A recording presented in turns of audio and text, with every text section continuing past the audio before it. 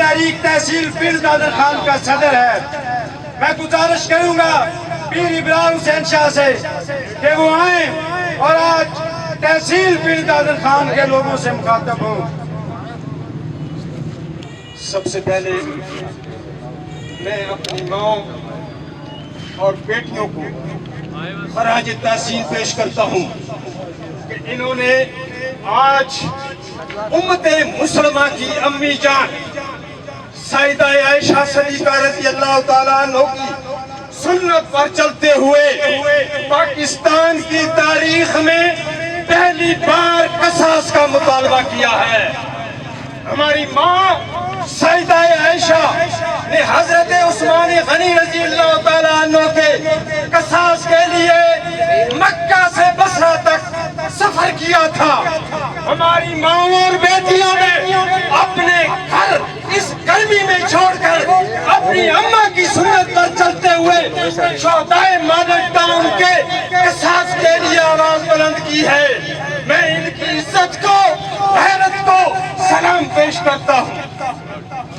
اگلی بات میں وزیر اعظم پاکستان عمران خان کو یاد کرانا چاہتا ہوں. اگر قوم کی یہ چھوٹی بیٹی فضا اس وقت وہاں موجود تھی تو اس قوم کا یہ بوڑھا اس وقت عمران خان کے کنٹینر کے ساتھ کھڑا تھا.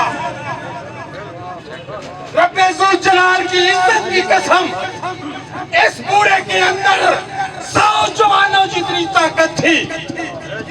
اس نے 100 شیل اپنے ہاتھوں سے پکڑے تھے، پکڑ کر پانی میں ڈبوئے تھے. عمران خان کنٹینر کے اندر تھا اور میں اس کے کنٹینر کے باہر اس کی حفاظت کر رہا ہوں. میرا اس حفاظت کے زمرے میں عمران خان سے اور کوئی مطالبہ نہیں.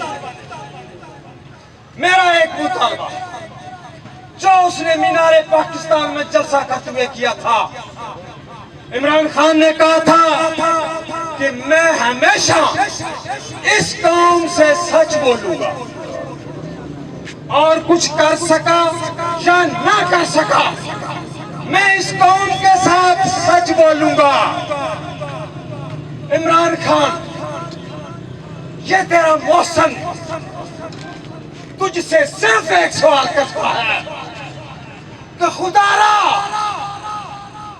3 سال سے سانحہ ماڈل ٹاؤن پر تو چپ کیوں ہے؟ میں کچھ نہیں مانگتا، یہ جلسہ کچھ نہیں مانگتا. ہمیں صرف بتا دے کہ 3 سال سے پہلے تو ہر جلسے میں ہر موقع پر سانحہ ماڈل ٹاؤن کا ذکر کرتا تھا. جب سے تو وزیر اعظم کی کرسی پر بیٹھا ہے اور خدا را اس قوم کو بتا تجھے ساتھ کیوں سونگ گیا ہے.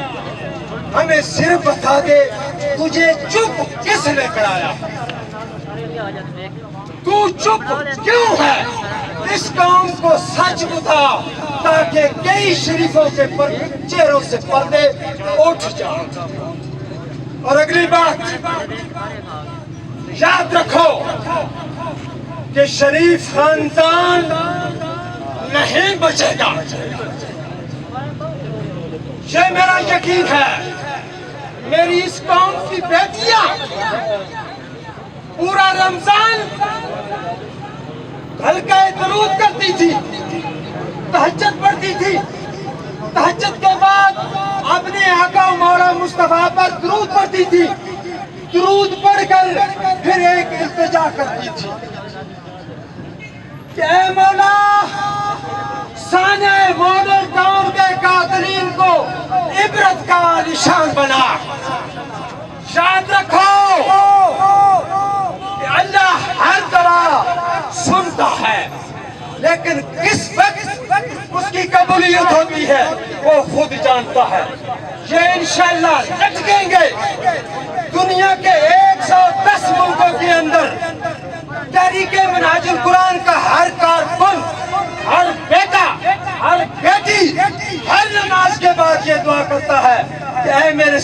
مولا سانہ ماڈل ٹاؤن کے شہداء کے درجات بلند فرما، ان کے لواحقین کو صبر جمیل عطا فرما، اور ان کے قاتلین کو عبرت کا نشان بنا، اور ان کے سہولت کاروں کو بے نقاب فرما۔